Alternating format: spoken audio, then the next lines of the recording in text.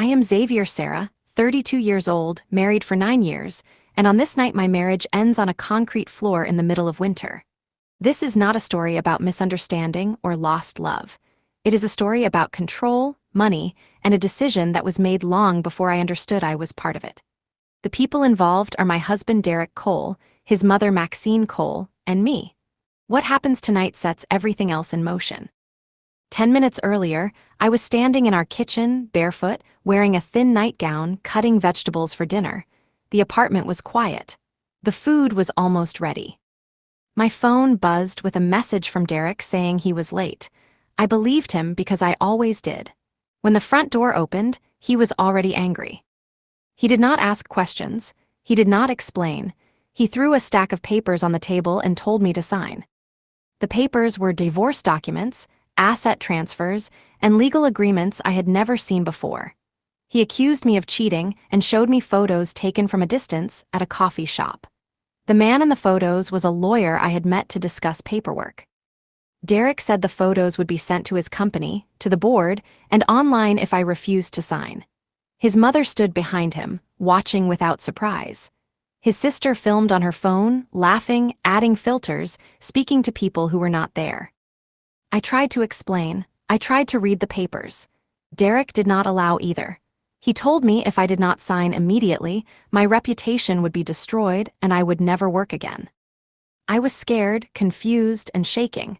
I signed everything he put in front of me. I did not know what I was giving up. I only knew I wanted the shouting to stop. As soon as the last page was signed, Derek grabbed me by the arm and dragged me toward the door. I asked for my coat. Maxine said the coat was his because he paid for it. The door opened. Cold air rushed in. Derek pulled my nightgown and it tore down the side. He pushed me out into the stairwell and slammed the door behind me. I fell hard on the concrete steps. My skin touched ice. My feet slipped. I tried to stand and could not. The door opened again only for Maxine to look down at me.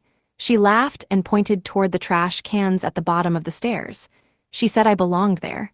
Then she closed the door and locked it. I sat on the concrete shaking. My body hurt, but the cold hurt more. Doors in the building opened. Neighbors looked. One man I had helped before closed his door quietly. A young woman filmed me and whispered into her phone. No one came closer. No one offered help. My hands were numb. My thoughts slowed. I noticed my phone lying on the lobby floor below the stairs. The screen was cracked but still glowing. I crawled down the steps, scraping my skin, holding on to the idea that the phone was the only thing left that belonged to me. I picked it up and unlocked it with shaking fingers. I did not call the police. I did not call a friend. I opened my contacts and scrolled to a number I had never used. It was there because years ago, my grandfather told me to save it for the day I had no other choice. When the call connected, a man answered without surprise. I told him where I was. He told me to stay awake. The call ended. Minutes later, white headlights filled the alley outside the building. 3 black cars stopped at once. The first door opened. A man stepped out and looked straight at me through the glass. At that moment, lying on the cold floor in torn clothing, I understood one thing clearly. The night was not over. It was just beginning. The man who stepped out of the first car did not rush. He did not look around. He walked straight toward the building as if he already owned the space between us. 2 other cars stopped behind him, blocking the alley. More doors opened. Men stepped out and positioned themselves without speaking. No one touched me yet. They formed a barrier between the building and the street. The man entered the lobby and stopped in front of me. He did not ask what happened. He looked at my torn clothing, the bruises forming on my skin, and the way my hands were shaking. He took off his coat and placed it around my shoulders. Then he told one of the men to open the car. I was lifted, not carried. They supported my arms and guided me forward as if I still had control over my body. The doors behind us stayed closed. No one followed. No one spoke from the apartments. The silence from the building was complete. Inside the car, the door shut and the outside noise disappeared. The heater turned on. I sat back and tried to breathe. The man sat across from me. He asked only one question, calm and direct. Are you injured badly enough to need a hospital now? I shook my head. My voice would not come out. He nodded and pressed a button. The car started moving. He told me his name was Blaine Mercer. I already knew it. He had worked for my grandfather for decades. He had handled problems quietly, permanently. I had not seen him since I left my family years ago. I never thought I would see him again. He handed me a cup and told me to drink. I did. My hands steadied enough to hold it. He did not ask why I called. He did not ask what Derek had done. He told me we were leaving the city and that I would be safe before morning. As the car moved through empty streets, he spoke again.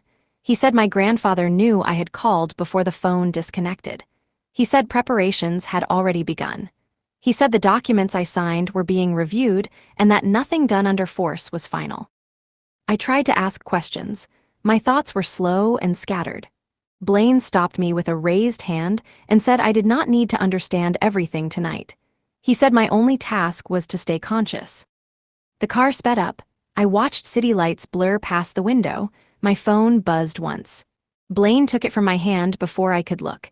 He turned it off and placed it in a compartment. "You do not need to hear from them anymore," he said. Hours passed without markers. At some point the road changed. The noise of traffic faded. The air inside the car stayed warm and steady. I drifted in and out, waking whenever the car slowed or turned. Near morning, the car stopped. Blaine opened the door and told me we had arrived. I stepped out onto a clean stone path. A large house stood ahead, lights on, doors open. People waited inside, silent and alert. At the entrance, an older man stood with a cane in his hand. He did not smile. He did not speak at first. He looked at me as if counting every mark on my body. Then he dropped the cane and pulled me into his arms. No one else moved. After a long moment, he let go and looked at Blaine. He did not raise his voice. "Find out everything," he said. Blaine nodded. My grandfather turned back to me and spoke clearly. "You are home," he said, "and this does not end quietly." I did not sleep that night. I was taken to a room, given clean clothes and told to rest, but my body stayed alert. My mind replayed everything in fragments. Derek's face, the papers, the lock clicking. Every sound felt close, as if it could return at any moment. Before sunrise, Blaine returned and told me my grandfather wanted to speak with me. I followed him to a private study. My grandfather was already there, seated at a long table. Several files were laid out in front of him. He did not ask how I felt. He asked what happened, starting from the moment Derek came home. I told him everything without interruption. I described the accusations, the documents, the threats, and the way I was forced to sign. I explained how quickly it all moved and how little time I was given to think. When I finished, the room stayed silent for a long moment. Then my grandfather asked Blaine for the papers. Blaine opened a folder and placed copies of the documents I had signed on the table. He explained calmly that they had already identified multiple legal violations. The signatures were obtained under pressure. The agreements were structured to transfer assets without disclosure. The law firm listed was not one we had ever worked with. My grandfather asked a single question. How long has he had access to her accounts? Blaine answered without hesitation. 9 years. That answer changed the tone of the room. Blaine explained that Derek's company had never been profitable. Despite that, money flowed steadily into his accounts. Payments appeared regular, consistent, and disguised as household expenses. The amounts were far larger than I believed. I had thought I was helping cover basic costs. In reality, I had been funding everything. My grandfather asked me if Derek ever explained how his business survived. I said he told me he reinvested profits and delayed his salary. I said I believed him. Blaine placed a new document in front of me. It showed monthly transfers. The numbers were higher than I expected, much higher. My name was on every authorization. I felt my chest tighten, but I did not interrupt. Then Blaine showed another file. This one listed Derek's debts, loans tied to private lenders, deadlines that were close, penalties that escalated quickly. My grandfather leaned forward and studied the page carefully. "That is why he rushed," my grandfather said. "He was not ending a marriage, he was liquidating an asset." Blaine added that the pressure on Derek did not come from me refusing to sign. It came from lenders demanding payment. The timing was not emotional, it was financial. My grandfather asked me something then that surprised me. Did he ever ask you to speak to anyone in the family, for business? I thought carefully. I remembered moments Derek asked questions about my past, about my grandfather's work, about companies I barely knew. I had dismissed it as curiosity. I told him that. Blaine closed the folder and said they were still tracing connections, but early indicators suggested Derek had outside backing. Someone had kept his company alive long enough to extract value from me. The room went quiet again. Then my grandfather stood up. "This was not a mistake," he said. "It was a plan." He looked at me directly. "And you are no longer outside of it." He told Blaine to prepare a full financial recovery review and to suspend all outgoing transfers tied to Derek's accounts. He told him to move quietly and leave no trace yet. Then he turned back to me. "You will stay," he said. "You will learn exactly what was taken from you and who benefited from it." I asked what would happen to Derek. My grandfather did not answer immediately. Instead, he said, "First we understand the game, then we decide how it ends." By mid-morning, the work had already started. Blaine returned with 2 analysts and a legal advisor. They did not greet me. They treated me like a participant, not a patient. Files were placed on the table, screens turned toward me, numbers highlighted. Blaine began with a simple statement. Everything Derek owned, controlled, or claimed to build was traced back to money that passed through my name. Not once, repeatedly, over years. He showed me a timeline. Each month, funds moved from an account connected to me into joint household accounts. From there, they split. Rent, utilities, groceries, then larger transfers labeled as consulting expenses, operational costs, short-term investments. Those transfers went directly to Derek's company. I said Derek told me those amounts were small. Blaine nodded and showed me what Derek told the banks. On paper, his company reported high operating expenses and low personal income. That allowed him to borrow more. The banks believed he was struggling but growing. They approved credit. Private lenders followed.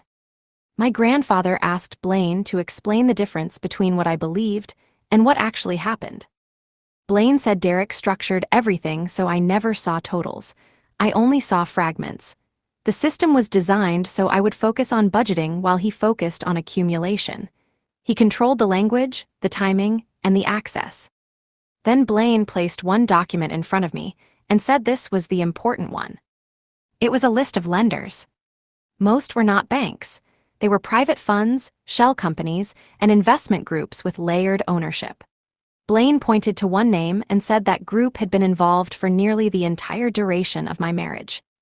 My grandfather asked when that group first appeared. Blaine answered with a date that matched the month Derek and I met.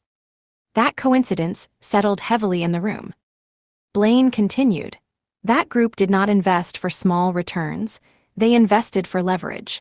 They kept Derek's company alive even when it should have collapsed. They tolerated losses because the access he provided was more valuable than profit. My grandfather asked what kind of access. Blaine said information, proximity, and time. I understood then that Derek's interest in my family history, my reluctance to attend events, and my insistence on staying separate had not protected me. It had only delayed something. My grandfather asked if Derek ever tried to reconnect me with the family. I said no, he discouraged it. That confirmed something. Blaine said when Derek realized I would never reopen those doors, the arrangement lost value. The lenders tightened pressure. Repayment demands accelerated. Derek's options narrowed. That was when the threat started. That was when the documents appeared. That was when I stopped being useful. The room stayed silent after that explanation. Then my grandfather asked me a question I did not expect. If he called you right now and asked for help, would you answer? I thought carefully. I pictured Derek's face when he threw me out, the speed of it, the certainty. I said no. My grandfather nodded once. Good, he said, then we proceed. He instructed Blaine to continue tracing every transfer and to identify who stood behind the lenders. He ordered legal action to remain dormant for now. No notices, no demands. Let him think he escaped, he said. Then he turned to me. You are not here to watch, he said. You are here to understand. I asked what that meant. He said, before anyone is confronted, you will know exactly who you were married to. By the next day, Blaine had narrowed the search. The lenders behind Derek's company were no longer just names on paper. Patterns appeared, the same law firms, the same offshore registrations. The same timing, everything pointed to coordination. Blaine explained that Derek's company was never meant to succeed on its own. It was designed to survive just long enough to serve another purpose. Losses were tolerated. Demands were postponed. Each time the company should have failed, new money arrived. My grandfather asked who controlled the flow. Blaine placed a single logo on the screen. It belonged to a holding group with subsidiaries spread across several states. The name was familiar to me, not from business meetings, but from old conversations I overheard as a child. It was a rival group that had fought my family quietly for years. Blaine said they specialized in indirect control. They did not approach families directly. They placed people near them: employees, advisors, spouses. My grandfather leaned back and asked when Derek's company first received money linked to that group. Blaine gave the date again, the same month we met. That was when it became clear. Derek did not meet me by chance. He did not grow close to me naturally. He was placed near me while I was trying to distance myself from my family. He was patient because he was paid to be. I asked if Derek knew everything. Blaine said Derek knew enough. He knew where the money came from. He knew what was expected. He did not need to understand the full plan. His role was simple: stay close, stay trusted, extract quietly. My grandfather said Derek failed because he underestimated one thing. He thought proximity was control, he said. It is not. Blaine added that the lenders were now exposed. Their structure depended on secrecy. If Derek collapsed publicly, questions would follow. That made him a liability, not an asset. That explained why they did not protect him. They let him fall. I asked what Derek believed would happen after throwing me out. Blaine said Derek likely assumed the documents would hold long enough for him to secure emergency funding. He thought removing me would cut off scrutiny. He miscalculated. My grandfather stood and walked to the window. He did not speak for a long moment. They used marriage as a tool, he said finally, and they think the story ends when the tool breaks. He turned back to us. It does not. Blaine explained the next phase carefully. Derek's debt was structured so that if one obligation failed, others would trigger automatically. The lenders controlled the timing. That meant the same structure could be used against him. But my grandfather said not yet.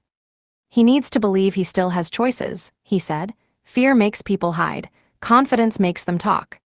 I asked what my role would be. My grandfather looked at me directly. You are the only person he trusted without question, he said, and the only one he believed he had destroyed. Blaine added that Derek would not expect me to reappear with knowledge.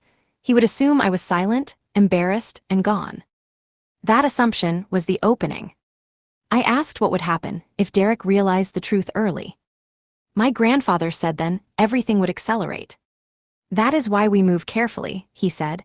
We do not chase him, we let the walls close. That night, Blaine showed me one final document. It was a communication summary.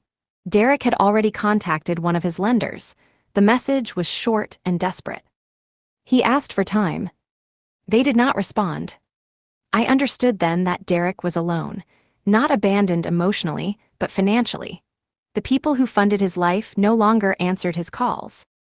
And he did not yet know why. Derek began calling the next morning. Not me, the banks, the lenders, his lawyer. Blaine had access to the logs as they appeared. Each call followed the same pattern. Short, urgent, unreturned. By afternoon, Blaine explained what was happening. Derek's debt structure depended on silence and trust. Once questions started, the structure collapsed. He had borrowed against future payments that no longer existed. The moment one lender hesitated, others froze. My grandfather said Derek would not panic publicly. He would panic privately first. That was when mistakes happened. Blaine confirmed it an hour later. Derek moved money between accounts in ways that did not align with his previous patterns. He tried to cover shortfalls. He shifted funds meant for one obligation to another. Each move created a record. I asked why the lenders were not intervening. Blaine said they were watching. Derek was no longer valuable. He was exposed. If he failed, they would let the damage stop with him. My grandfather nodded. Disposable assets do not get warnings. By evening, Derek contacted the law firm that prepared the divorce papers. He demanded confirmation that the agreements were secure. The response he received was careful and delayed. They said they were reviewing compliance concerns. That delay mattered. Blaine said Derek expected immediate reassurance. He expected control. Instead, he felt uncertainty. Late that night, Derek contacted his mother. The call lasted longer than usual. We did not know what was said, but the next action was clear. Maxine transferred money out of her personal account. It was not enough. Blaine explained that Derek's real fear was not exposure. It was timing. He had believed throwing me out would solve one problem. Instead, it created several new ones at once. My grandfather asked a single question. Has he tried to contact her? Blaine shook his head. He believes she is gone, he said. He believes shame will keep her silent. That belief was useful. My grandfather instructed Blaine to allow Derek's calls to go unanswered for another day. No legal notices, no warnings, just pressure. He needs to feel abandoned, my grandfather said. That is when he will reveal who else is involved. The next morning, Blaine returned with confirmation. Derek had contacted a second-tier intermediary, someone not listed on the main documents. That contact linked directly back to the holding group. He is trying to signal compliance, Blaine said. He wants protection. Protection did not come. Instead, Derek was told to stabilize his situation on his own. He was reminded that personal matters were his responsibility. That was the moment Derek understood he had been cut loose. Blaine said Derek would now look for another solution. He would look for leverage. He would search for anything he could still use. My grandfather looked at me then. And that, he said, is when he will remember you. I asked if that was dangerous. My grandfather said danger was not sudden, it was calculated. He will reach out, he said, not to apologize, to negotiate. Blaine added that when Derek contacted me, it would not be emotional. It would be strategic. He would try to reframe what he did as necessary. He would claim pressure. He would offer explanations. My grandfather stood and ended the meeting. When he calls, he said, you will not answer yet. I asked how long you would wait. He replied, until he believes you are his last option. That night, Blaine received confirmation that Derek's primary account had been flagged for review. Automatic payments were suspended. A countdown had begun. Derek still did not know who started it. The call came just after midnight. Blaine was the one who noticed it first. Derek's number appeared on my phone, which had been returned to me earlier that evening. It rang once, stopped, then rang again. I did not touch it. Blaine checked the logs. Derek had tried several numbers before mine, none answered. That mattered. My grandfather said nothing at first. He waited until the call ended on its own. He will try again, he said, not because he misses her, because he needs her. Derek called again an hour later. This time the call lasted longer before disconnecting. No voicemail. He was testing whether I would respond. I did not. By morning, Blaine confirmed that Derek's situation had worsened. One of his lenders had formally requested updated financial disclosures.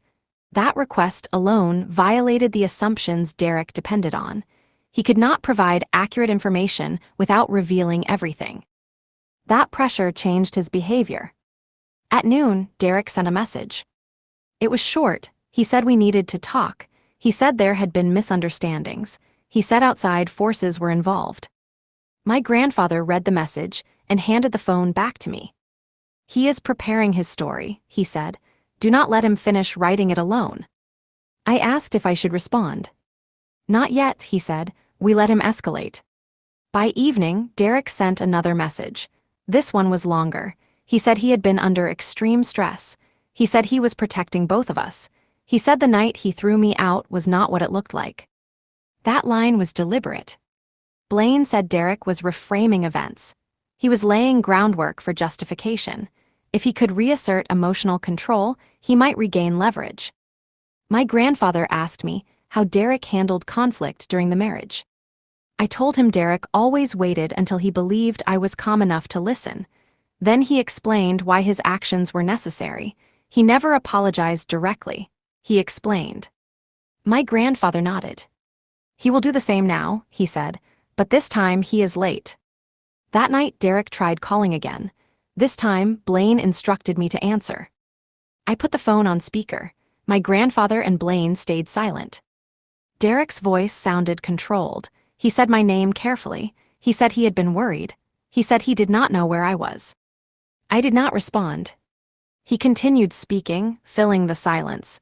He said things had gone wrong quickly. He said people were pressuring him. He said he needed my help to fix it. That word mattered.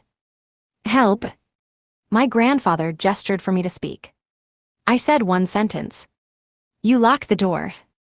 The line went quiet. Derek waited, then changed direction. He said he had been scared. He said his mother interfered. He said the lawyers rushed him. He said none of it was supposed to end that way. He asked where I was. I did not answer. Blaine watched the call metrics. Derek's heart rate increased. His speech patterns shifted. He was no longer rehearsed. My grandfather signaled again. I said, you told me to sign or be destroyed. Derek's tone changed. He said those words were taken out of context. He said the photos were real. He said he was protecting his career. He said he never intended for me to be hurt. That was when my grandfather ended the call. He took the phone from me and powered it off. He showed us what we needed, he said, fear. Blaine confirmed that Derek had already begun calling intermediaries again. The conversation with me made him believe reconciliation was possible. That belief would slow him down. My grandfather turned to me. You are not confronting him, he said. You are anchoring him.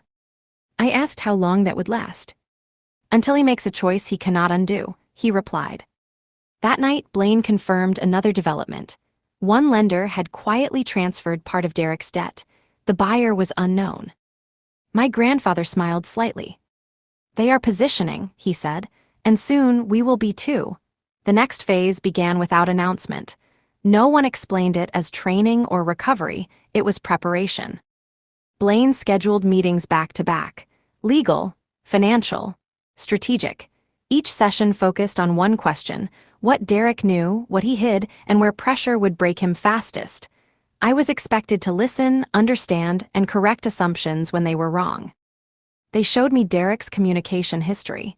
Emails he never let me see, messages sent late at night, calls made from parking lots and airports. Patterns formed quickly. Derek did not act independently. He waited for approval even when pretending to lead. My grandfather said that meant Derek had never been confident. He had been managed. Blaine explained that people like Derek survive by controlling narratives, not outcomes. When narratives collapse, they scramble. That was already happening. Derek sent another message. This one was careful. He said he wanted to meet in person. He suggested neutral ground. He said he needed to explain before things went too far. Blaine read it and shook his head. He still believes he can negotiate, he said. My grandfather instructed Blaine to respond from my phone. The reply was short and vague. It said I needed time and would contact him when ready. That was enough. Derek replied almost immediately. He said he understood. He said he would wait. He would not.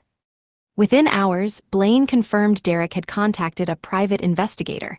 The request was simple: find where I was, find who I was with. The investigator declined.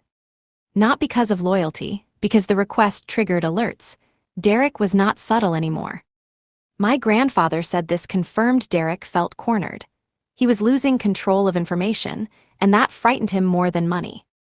Blaine redirected the discussion to assets.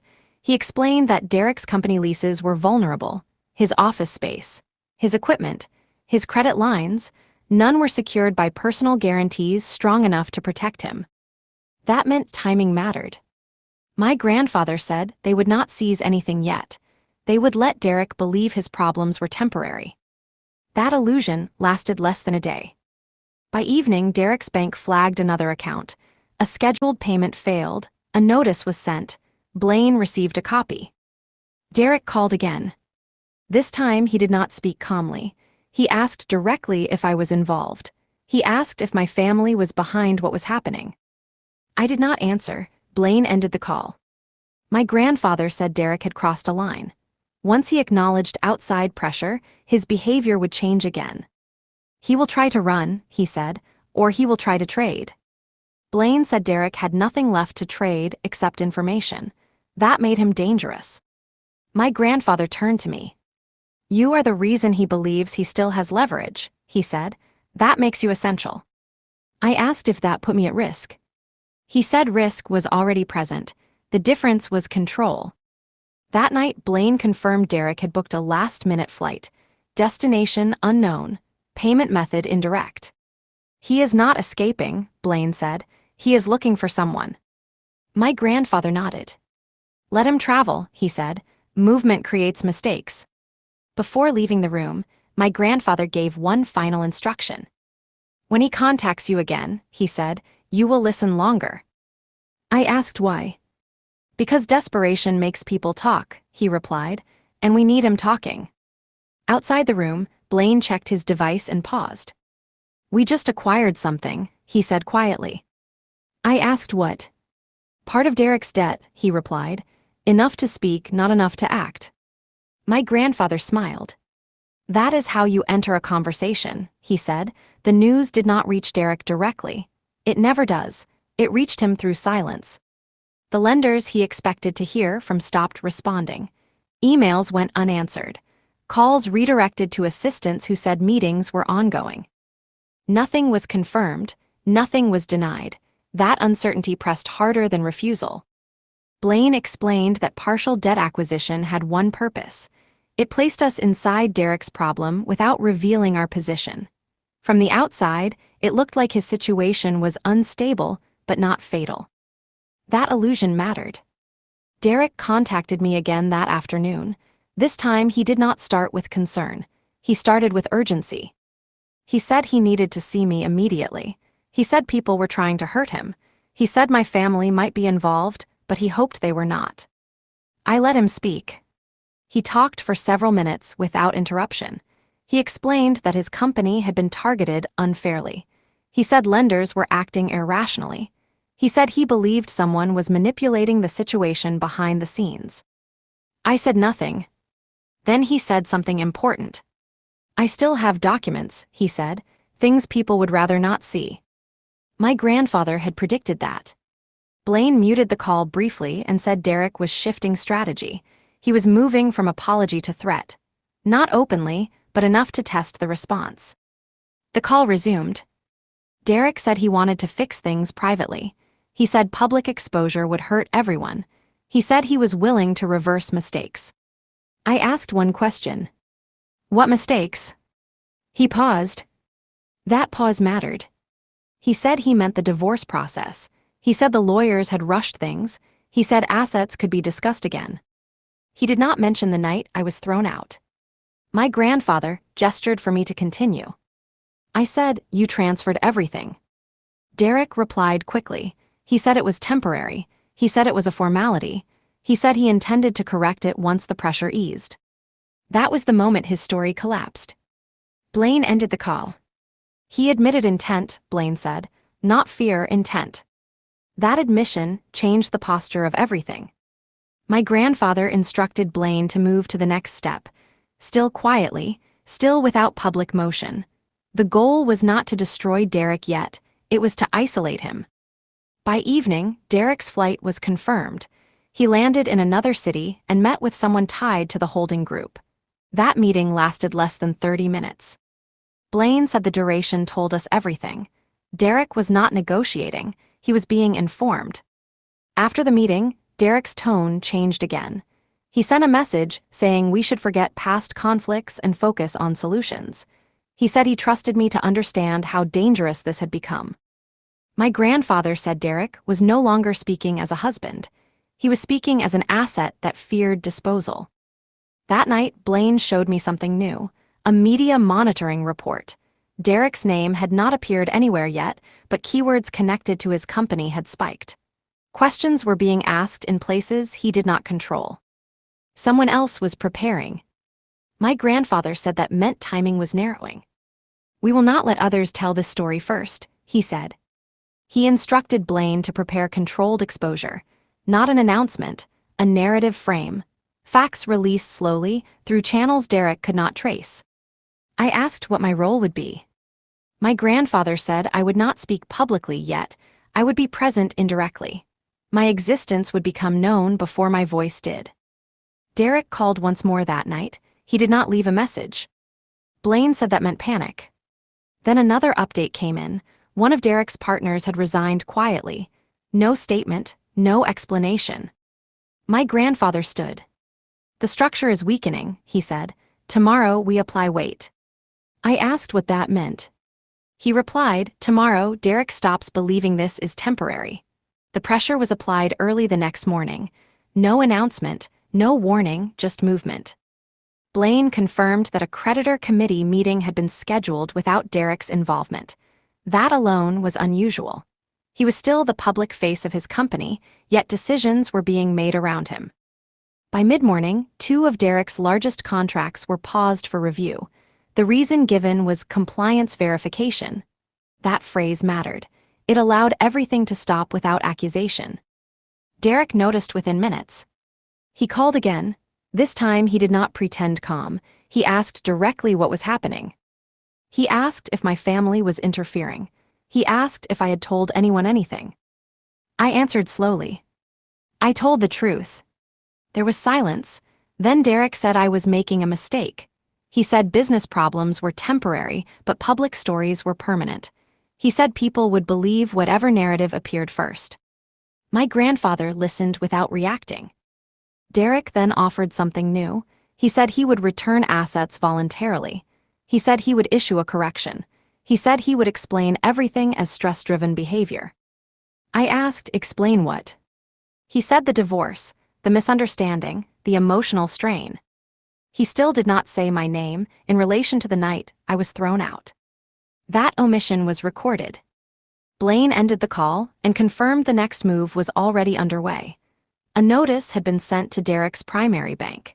It stated that portions of his company's debt had changed hands and required immediate review. That notice was legal, neutral, and devastating. Within an hour, Derek's accounts were limited, not frozen, limited, enough to slow him, enough to alert him. He responded by transferring funds again, smaller amounts this time, defensive movements. Each transfer created a new trail. My grandfather said Derek was now working against himself. By afternoon, Derek's office received visitors, not police, not auditors, advisors, quiet people asking careful questions. Derek was present but not leading. He listened, he nodded, he did not interrupt. Blaine received the transcript later. Derek had been informed that his company's solvency was under review. He was advised to cooperate fully if he wanted consideration. That word mattered. Consideration. It meant discretion was no longer guaranteed. Derek contacted me again after that meeting. His tone was different. Slower, controlled. He asked to see me. He said we needed to coordinate stories. That confirmed everything. My grandfather said Derek no longer believed he could escape alone. He needed alignment. That made him vulnerable. He instructed Blaine to allow a meeting. Neutral location, controlled environment, no advance notice. Let him believe reconciliation is possible, my grandfather said. That belief will keep him from preparing a defense. The meeting was scheduled for the next evening. Before leaving the room, Blaine handed me a folder. Inside were summaries of Derek's recent financial decisions, each one reactive, each one exposed. You don't need to threaten him, Blaine said. He is already threatened by the truth. That night, Derek sent one final message. I'm glad you're willing to talk, he wrote. We can still fix this. I did not respond. My grandfather looked at me and spoke clearly. This is the last moment he believes control is shared, he said. After tomorrow, it won't be. The next move was set. The meeting did not happen. An hour before the scheduled time, Blaine received confirmation that Derek had changed his plan.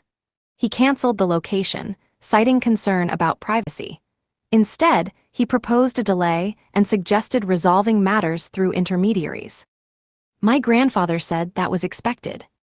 He wants time, he said, time to rebuild leverage. Blaine explained that Derek had reached out to 3 people instead. Not lawyers, not lenders, women. They were not random. Each had received money through Derek's company. Each believed she was important to him. Each had provided something in return: work, access, credibility, silence. Blaine laid out the information without commentary. The first was a woman in Chicago, a fitness influencer with a large following. Derek handled her brand contracts. On paper, he took a small percentage. In reality, a much larger share passed through his accounts.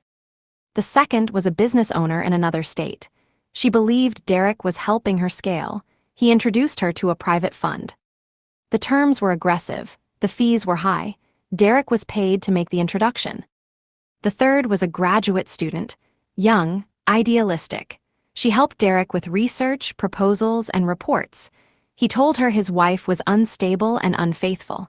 He told her the marriage existed only on paper. I listened without interrupting. Blaine said Derek contacted each woman within the same 24-hour window. The language was similar. He warned them not to speak to anyone. He framed himself as the target of a coordinated attack. He asked for loyalty.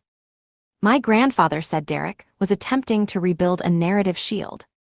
He is gathering witnesses, he said, not to tell the truth, to repeat his version. Blaine said that shield was weak. Each woman had financial exposure. Each had documentation. Each believed she was protected. That belief was incorrect. My grandfather instructed Blaine to make quiet contact, not as me, not as the family, as neutral verification. Within hours, the first response came back. The influencer's earnings did not match her contracts. She had assumed delays were normal. They were not. The second response followed. The business owner's loan structure contained clauses she had never been told about. Clauses that allowed her company to be taken if certain conditions were triggered. The third response came last. The student asked one question: "Is the video real?" That question mattered. Blaine showed her the unedited footage, the context, the timestamps, the origin. She did not reply immediately. By evening, Derek sent another message to me. He said people were lying about him. He said outsiders were manipulating stories. He said I should be careful who I trusted. My grandfather said Derek was losing track of his audience. He is talking to everyone, he said. That means he controls no one. Late that night, Blaine returned with confirmations. The influencer demanded explanations. The business owner froze payments. The student stopped answering Derek's messages.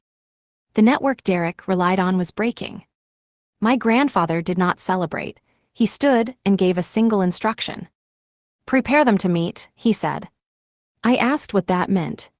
He said, "They will not hear this from us individually. They will hear it together." I understood then that Derek's greatest weakness was no longer debt. It was contradiction. The meeting was arranged quietly, no formal invitations, no shared emails. Each woman was contacted separately and told the same thing. There were discrepancies involving Derek's business dealings, and clarification was needed. They were asked to attend a private session. No cameras, no press. All 3 agreed. They arrived at different times. None of them knew who else would be there. The first to enter was the influencer. She sat down, arms crossed, guarded. She believed she was being targeted unfairly. She said Derek warned her this might happen. The second arrived next. The business owner looked calm but tired. She carried a folder of printed documents. She had already started checking numbers on her own. The third arrived last. The student stood near the door at first. She looked uncertain. She did not sit immediately. Blaine entered and closed the door. He introduced himself without affiliation. He explained the purpose of the meeting clearly. Information had surfaced that suggested all 3 had been given different versions of the same story. The goal was to compare facts. No one spoke at first. Then the influencer said Derek told her the others were obsessed with him, that they were unstable, that he was protecting her from drama. The business owner said Derek told her he was single, that his marriage existed only legally, that his wife lived separately. The student said Derek told her his wife was cheating and dangerous, that the video proved it. Blaine asked them to place their documents on the table. Bank statements, contracts, emails, messages. Patterns emerged quickly. The influencer saw deposits that were larger than what she received. The business owner saw fees she never approved. The student saw identical phrases repeated across messages Derek sent to all of them. The room changed. Blaine then played the unedited video. The full footage, no filters, no cuts, clear audio, clear context. The student sat down. The influencer asked who uploaded the edited version. Blaine showed the metadata. The room went silent. The business owner spoke next. She said Derek introduced her to a fund that now controlled her debt. She said Derek promised protection. Blaine confirmed the fund was tied to Derek's creditors. That connection mattered. Each woman realized something at the same time. They were not separate relationships. They were components. Blaine explained carefully. Derek used proximity to extract value, money, access, work, influence. Each of them filled a different gap. None of them were told the whole truth. The influencer stood up. She said Derek used her platform to appear successful. She said she trusted him with her income. The business owner said Derek used her company to move funds. She said she paid him to help her grow. The student said Derek used her work to pitch deals. She said she believed she was helping someone she loved. Blaine did not interrupt. When they finished, he said one sentence. "You were not chosen, you were selected." That was enough. They asked who arranged the meeting. Blaine said it did not matter yet. He asked if they were willing to provide records, messages, agreements, timelines, not publicly, not immediately, for verification. All three agreed. Before leaving, the student asked one final question. Does his wife know? Blaine said yes. She nodded slowly. That night, Derek sent a message to each of them. The wording was different. The purpose was the same. He said people were trying to turn them against him. He said loyalty mattered now more than ever. None of them replied. Blaine received confirmation shortly after. Derek attempted to access shared folders and cloud accounts. His access had been revoked. My grandfather read the summary and closed the file. He has lost his witnesses, he said. Now he will try to protect himself. I asked what that meant. My grandfather said he will offer information.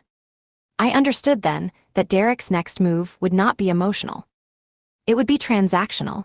Derek reached out before morning. This time he did not contact me directly. He contacted Blaine. The message was short and formal. Derek said he had information that could be valuable. He said he was willing to cooperate. He said he needed assurances. My grandfather read the message and nodded once. He is trying to sell his way out, he said. Blaine responded with a neutral reply. Derek was told that any discussion would require full disclosure and documentation. No promises were made, no protection was offered. Derek replied within minutes. He said he could prove that others were involved. He said he had names, transactions, and communications. He said he was not the architect. He said he was only a participant.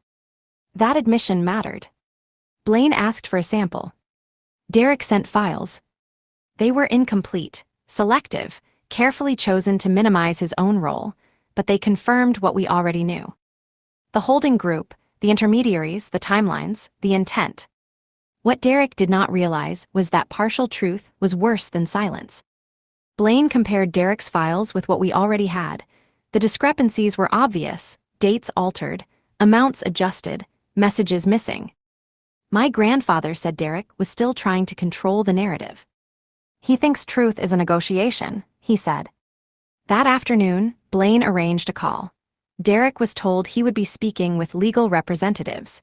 He was not told who else would be present. When the call connected, Derek began speaking immediately. He described pressure. He described expectations. He described fear. He said he never meant for things to go as far as they did. Then my grandfather spoke. Derek stopped mid-sentence. He recognized the voice. My grandfather introduced himself calmly. He said Derek had been granted time to speak because clarity was useful. He said that time was limited. Derek tried to explain again, more carefully this time. He said he was recruited. He said he was promised security. He said he believed he could manage the situation without harm. My grandfather asked one question. When did you decide to remove her? Derek hesitated. That hesitation was enough. Blaine asked Derek to answer directly. Derek said it happened when repayment demands escalated. He said he needed liquidity. He said I was no longer useful as leverage. He said it without emotion. My grandfather ended the call. He confirmed intent, he said, and motive. That confirmation shifted everything. Within hours, notices were prepared, not filed, prepared. Derek's name appeared in documents he could not access. His company was referenced in transactions he could not see. Derek sensed the shift immediately. He called again. This time his voice was unsteady. He asked what was happening. He asked what we wanted. My grandfather did not take the call. Instead, Blaine sent one message. Your cooperation will be evaluated. Do not contact her again. Derek responded repeatedly, each message shorter, each one more urgent. By evening, Derek's accounts were restricted further. He lost access to internal systems. His title remained, but authority did not. My grandfather reviewed the updates and made a decision. Tomorrow, he said, she stops being a rumor. I asked what that meant. He said, tomorrow, Derek learns who is standing in front of him. That night, Derek sent one final message to me. I need to see you, he wrote, please. I did not reply. Blaine confirmed the next step was ready. The meeting would happen. And this time, Derek would not be leading it. The meeting was scheduled for the following afternoon. Derek was told it would be a discussion about resolution. He was given a location and a time. He was not told who would be present. He arrived early. Blaine confirmed his arrival through security. Derek sat alone at the table, checking his phone repeatedly. He sent 2 messages asking if I was coming. No one answered. When the door opened, Blaine entered first. He did not sit. He told Derek to wait. 2 minutes later, my grandfather entered. Derek stood immediately. He tried to speak. My grandfather raised one hand and stopped him. This is not a conversation, he said. This is a clarification. Derek sat back down. My grandfather explained that Derek's company was no longer operating independently. Certain debts had changed hands. Certain protections no longer applied. Derek's role was being reviewed. Derek asked who was behind it. My grandfather answered calmly. I am. Derek's face changed. He tried to regain control by explaining again that he was under pressure. He said he was recruited. He said he was promised support. He said he never expected things to escalate. My grandfather listened without interruption. Then he asked Derek to explain the documents signed in the kitchen. Derek said they were legal. He said they were prepared by professionals. He said I signed willingly. Blaine placed copies of the documents on the table. He pointed out the inconsistencies, missing disclosures, false valuations, clauses triggered by coercion. Derek said those were technicalities. My grandfather leaned forward. You threw her into the street, he said. That is not a technicality. Derek opened his mouth to respond, then stopped. He shifted direction. He said mistakes were made. He said he was willing to cooperate fully now. He said he could provide more names. My grandfather stood. That opportunity has passed, he said. Blaine handed Derek a summary notice. It stated that further review was underway and that his access to company resources would be suspended pending investigation. Derek stood again. This time his voice rose. He said this was retaliation. He said this was personal. My grandfather replied evenly. This is structural, he said. Derek asked where I was. I entered the room then and took the seat across from him. He froze. For several seconds, he said nothing. Then he tried to speak to me directly. He said my name. He said he was glad I was safe. He said he wanted to explain. I did not respond. Blaine spoke instead. He told Derek that direct contact with me was no longer appropriate. He told him communication would go through counsel. Derek looked at me again. His expression shifted from relief to calculation. He said quietly that we could still handle this privately. I said one sentence. You already did. Derek looked at my grandfather. He understood then that this meeting was not about negotiation. My grandfather ended it. As Derek left the room, Blaine received confirmation. A formal inquiry had been opened. Financial records would be subpoenaed. Third parties would be contacted. Derek did not know how much had already been shared. He only knew that time was no longer on his side. When the door closed, my grandfather turned to me. This is where people usually beg, he said. He didn't. I asked what that meant. He replied, it means he still believes something can save him. Outside, Blaine confirmed one last update. The holding group had begun distancing itself publicly. Derek was alone. The return happened 1 week later. There was no announcement, no press, no warning. I went back to the building where Derek had thrown me out, not to confront him, but to retrieve what was mine before the situation collapsed publicly. Blaine arranged everything. Entry was legal, documented, quiet. The apartment door opened without resistance. Derek was not there. Maxine was. She stood in the living room when I entered, frozen in place. The room looked different now, disordered, boxes half-packed, papers stacked without care. The confidence she once carried was gone. She asked why I was there. I told her I was collecting personal property. She laughed nervously and said I had nothing left. She said everything belonged to Derek. She said the papers proved it. Blaine handed her a notice. It stated that the agreements were under formal review and that removal of personal items was authorized. It also stated that interference would be recorded. Maxine stopped speaking. I moved past her and went to the bedroom. The closet was mostly empty. My clothes were gone. Some had been donated, some discarded. That did not matter anymore. I opened the drawer near the bed and removed a small box. Inside were photographs and a ring that belonged to my mother. I placed them in my bag. When I returned to the living room, Maxine was sitting down. She asked what Derek had done. She said she did not know everything. She said he was under pressure. I looked at her and said nothing. Blaine informed her that further contact should be directed to legal counsel. He informed her that her own accounts were under review due to recent transfers. That was when she panicked. She said Derek promised this would work. She said they were told I was nothing without him. She said people like me always came back quietly. I said one sentence. You miscalculated. We left without further discussion. That evening, Derek called repeatedly. Not to argue, not to threaten. He asked where I was. He asked if we could talk privately. He said his mother was scared. I did not answer. The next morning, Derek's company lost access to its office. The locks were changed under creditor authority. Employees were sent home. Notices were posted. By afternoon, one of Derek's partners gave a statement. It was brief.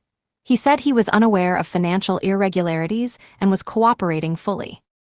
That statement spread faster than any press release. Blaine confirmed that Derek had tried to move remaining funds overnight. The attempt failed. My grandfather reviewed the updates and said nothing for a long time. Then he said, he is reaching the point where mistakes become permanent. That night, Derek sent one final message. I never thought it would go this far. I did not reply. Blaine checked his device and nodded. The next step is unavoidable, he said. I asked what that meant. He said exposure. The following morning, legal filings went out, not public yet, but official. Derek's name appeared where it could no longer be removed. The silence after that was heavier than any confrontation. The silence broke at noon. Blaine received confirmation that the first filing had been acknowledged. That meant timelines were locked. Nothing could be withdrawn quietly anymore. Derek reacted within minutes. He called everyone. Former partners, old contacts, even people he had not spoken to in years. Blaine monitored the pattern. Derek was not asking for help, he was asking for validation. He wanted someone to say this was temporary. No one did. By early afternoon, Derek attempted to enter his office building. Security denied him access. His badge no longer worked. The company email account he used to control had been suspended. Messages bounced back. That was when he understood. He sent me a voice message. His tone was different now. Not angry, not controlled, unsteady. He said he never meant to hurt me. He said he made bad choices. He said people pushed him. He said he needed to talk to me directly before things became irreversible. He said my name repeatedly. I did not listen past the first 30 seconds. Blaine informed me that Derek's personal lawyer had withdrawn. No statement was made, just a notice of conflict. That mattered. By evening, the holding group Derek depended on issued an internal memo. Blaine obtained a copy. It stated that Derek Cole was no longer affiliated in any capacity. No explanation, no defense. Derek was erased. My grandfather said this was the most dangerous moment. When a person loses every shield, he said, they become unpredictable. Security protocols were adjusted, movements were limited, communications were filtered. That night, Derek tried one last approach. He sent an email addressed to me and my grandfather. He admitted wrongdoing. Not fully, carefully. He admitted pressure. He admitted deception. He admitted moving money without explanation. He did not admit throwing me out. He offered cooperation in exchange for leniency. My grandfather read the email and closed it. He still believes this is a deal, he said. At dawn, Derek was summoned. Not by us. By authorities. The notice was procedural, a request for records, a request for testimony, nothing dramatic. But Derek knew what it meant. He did not comply immediately. Instead, he tried to leave the city. Blaine was alerted within minutes. Travel flags triggered automatically. Derek was stopped at the airport and informed his departure was restricted pending review. That was when he broke. He called again. This time, his voice was low. He said he understood now. He said he had misjudged everything. He said he would tell the truth. Blaine took the call. Derek asked one question. Is there any way this ends quietly? Blaine replied honestly. No. The line went dead. That afternoon, subpoenas were served. Accounts were frozen. Devices were seized. Derek's name entered records he could never erase. My grandfather watched the updates come in without comment. When it was done, he turned to me. This is the moment people imagine as revenge, he said, but it is only consequence. I felt no relief, no satisfaction. Only certainty. Derek had fallen exactly as he lived, quietly, strategically, and alone. The collapse did not stop with Derek. Within 24 hours of the subpoenas, pressure spread outward. People connected to him began reacting before anyone contacted them. That reaction alone revealed what mattered. Maxine called first. She did not call to ask about Derek. She called to ask about herself. She wanted to know if her accounts were safe. She wanted to know if her name appeared anywhere. Blaine took the call. He told her nothing, except that all recent transfers were under review. She panicked. By afternoon, she attempted to move funds again. Smaller amounts, multiple transfers, each one flagged, each one recorded. Blaine said she was doing exactly what people do when they know the ground is no longer solid. Derek's sister reacted differently. She did not call. She deleted. Social accounts disappeared, posts vanished, videos were taken down. The same clip that once mocked me was quietly removed. The damage, however, remained. Blaine confirmed that copies already existed in multiple systems. Metadata could not be erased. That night, she contacted a lawyer. By morning, that lawyer requested separate representation from Derek. The family fractured publicly, without a single statement being made.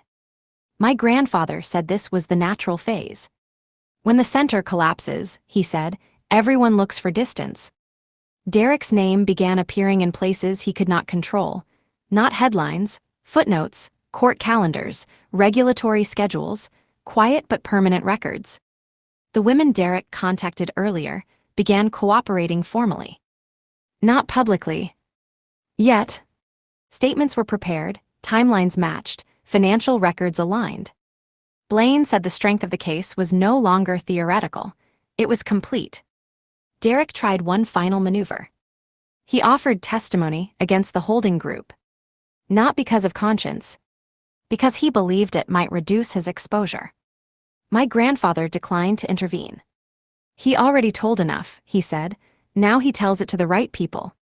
By evening, Derek was formally notified that additional charges were under review. The scope widened. Timeframes extended. The investigation no longer focused on one incident. It focused on a pattern. Maxine called again that night. This time her voice was small. She asked if I hated her. She asked if there was anything she could do. I did not take the call. Blaine said she was attempting a final emotional appeal, not remorse, survival. The next morning, authorities visited her residence, not to arrest, to ask questions. That was enough. By afternoon, her lawyer contacted Blaine requesting guidance on cooperation. My grandfather reviewed the request and said no guidance would be given. They made their choices, he said. Now they answer for them. Derek's sister was questioned later that day. Her phone was taken, her accounts reviewed. Her role became clearer with every record. By nightfall, the story was no longer about one marriage. It was about a network. My grandfather stood and looked at me. This is where most stories end, he said, but this one still needs closure. I asked what that meant. He replied, tomorrow, the truth stops moving quietly. The story entered the public space without noise. There was no press conference, no interview, no announcement from us. The first mention appeared as a regulatory notice attached to a routine filing. It referenced an investigation into financial misconduct involving a private consulting firm. Derek's company name appeared once. No explanation followed. That single mention was enough. By afternoon, analysts noticed. By evening, industry forums began asking questions. The same questions appeared in different places, written by people who did not know each other. That meant the interest was organic. Blaine confirmed that documents had begun circulating quietly. Not leaked, verified, each one traceable, each one factual. Derek reacted immediately. He contacted a journalist he once helped. The request was simple: delay coverage, frame the situation as a misunderstanding, emphasize pressure and personal stress. The journalist declined. By morning, a short article appeared online. It did not mention me. It did not describe the marriage. It described patterns, shell companies, inflated contracts, misrepresented earnings. Derek was named as a central operator. The tone was neutral. That made it dangerous. Derek issued a statement within hours. It was defensive. He said the investigation was preliminary. He said he was cooperating fully. He said any wrongdoing was unintentional. The statement raised more questions than it answered. By afternoon, a second article appeared. This one referenced past contracts Derek managed. It included numbers, dates, names. The story widened. My grandfather said nothing. He watched. That night, the video resurfaced. Not the edited version. The full footage. It appeared without commentary, without framing, just time, place, and source confirmation. The response was immediate. Questions flooded in, not about my behavior, about why the footage had been altered, about who uploaded the edited version, about why financial records aligned with the timing. Derek's silence after that was noticeable. By morning, his lawyer released a new statement. It said Derek would no longer be commenting publicly. All inquiries would be addressed through legal channels. That was an admission. The holding group issued its own statement shortly after. They denied involvement. They emphasized separation. They emphasized compliance. Their statement was longer than necessary. Blaine said that meant they were afraid. By afternoon, authorities expanded the scope of the investigation publicly, not dramatically. One sentence added to an existing notice. That sentence mentioned associated entities. The pressure shifted. Derek disappeared from public view. His accounts went silent. His name stopped appearing in proactive statements and started appearing in court calendars. That evening, Blaine confirmed that subpoenas had reached external parties, not just individuals, firms.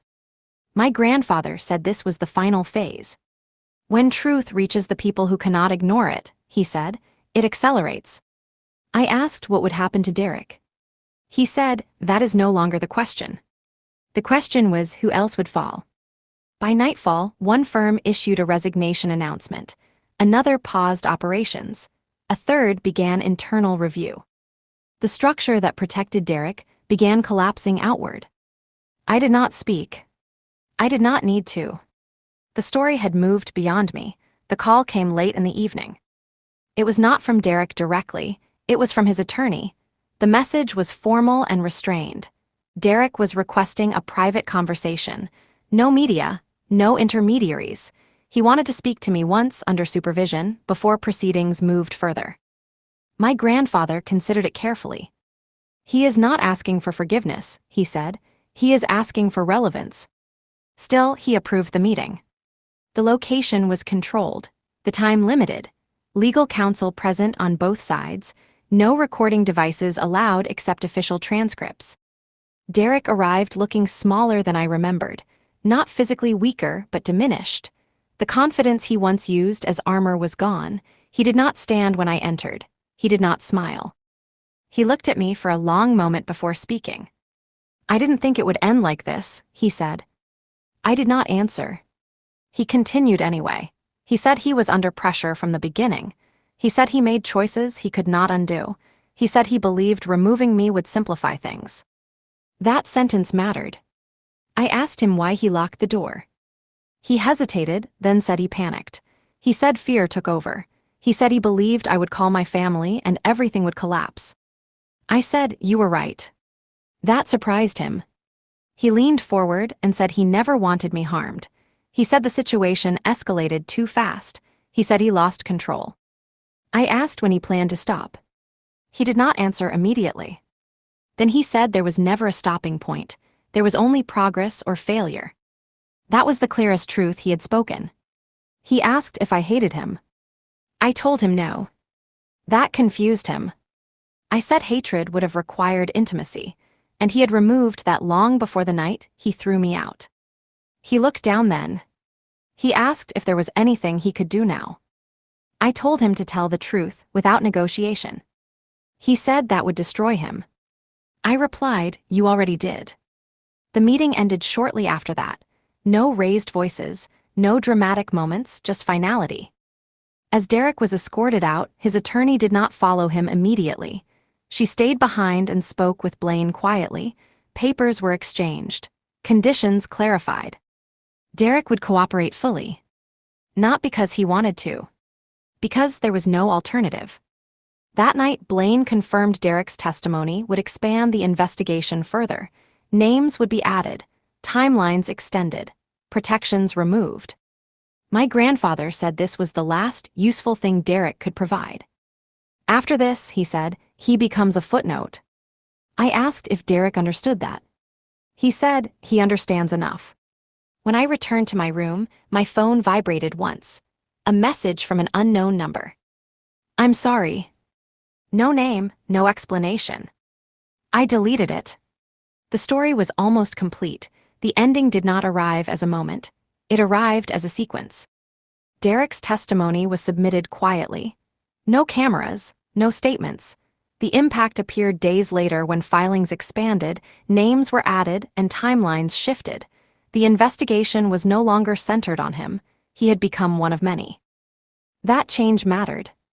Maxine accepted a cooperation agreement, limited, conditional. It protected nothing except time. Derek's sister did the same. Each statement contradicted the others in small ways. Those contradictions closed the remaining gaps. The holding group distanced itself completely. Subsidiaries were dissolved. Advisors resigned. Emails surfaced showing early awareness. No one admitted intent. The documents spoke for them. The case moved forward without urgency and without pause. That was the most unsettling part. Derek disappeared from relevance. His company name was removed from directories. his former partners rebranded. His reputation did not collapse publicly. It thinned, quietly, until it no longer supported weight. My grandfather said that was the correct outcome. Noise creates martyrs, he said. Silence creates records. I was asked once if I wanted to speak publicly, to clarify my role, to correct narratives. I declined. The facts were already aligned. Any statement would have added emotion where none was needed. Months later, the apartment building was sold. New tenants moved in. The stairwell was repainted. No marker remained of what happened there. That also mattered. The final document arrived on a plain afternoon. It confirmed asset recovery, final disposition, and closure of the civil matter. Criminal proceedings continued separately. I did not attend. I read the document once and placed it in a drawer. There was nothing left to extract. One evening, my grandfather asked if I regretted not leaving earlier. I told him no. If I had left earlier, the structure would have remained hidden. The pattern would have continued. Someone else would have been selected. He nodded and said nothing more. The last update came quietly. Derek entered a plea agreement. No hearing, no speech, just a date and a signature. I did not feel relief. I felt distance. That was how I knew it was finished. Not because he fell, but because his fall no longer required my attention.